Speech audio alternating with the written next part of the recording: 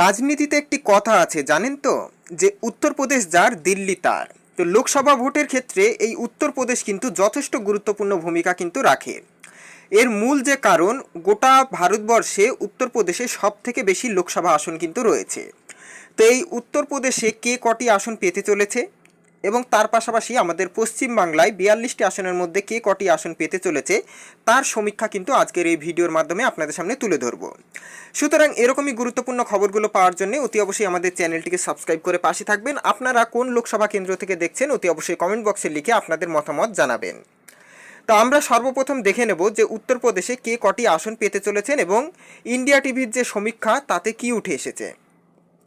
তো ইন্ডিয়া টিভির যে সমীক্ষা তাতে উঠে এসেছে 80টি সিট, এখানে টোটাল 80টি সিটের মধ্যে এনডিএ সরকার পাচ্ছে 78টি এবং ইন্ডিয়া গঠবন্ধন তারা পাচ্ছে 2টি সিট।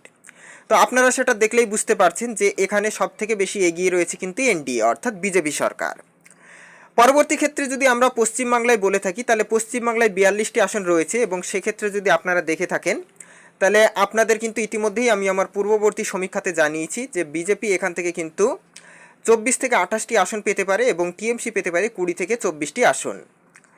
পাশাপাশি আগামী দিনে কিন্তু বাস্তবের সাথে এই সমীক্ষা মিল নাও হতে পারে, তবে আগামী দিনে 4ই জুন সেটা কিন্তু পরিষ্কার ফলাফল আপনাদের সামনে তুলে ধরব। পাশাপাশি আপনারা কোন লোকসভা থেকে দেখছেন বা কোন লোকসভা কেন্দ্র থেকে আপনারা দেখছেন এই ভিডিওটি অতি অবশ্যই কমেন্ট বক্সে লিখে জানাবেন। আপনাদের কেন্দ্র থেকে কে জিততে চলেছেন সেটাও কিন্তু আপনারা জানাবেন। আপনাদের যদি কোনো মতামত থেকে থাকে কমেন্ট বক্সে লিখে জানাবেন। ভিডিওটিকে শেষ পর্যন্ত দেখার জন্য আপনাদেরকে অসংখ্য ধন্যবাদ।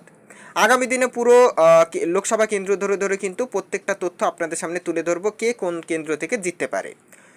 তো এই ছিল আজকের আপডেট যেটা আপনাদের সামনে তুলে ধরলাম। So thanks for watching.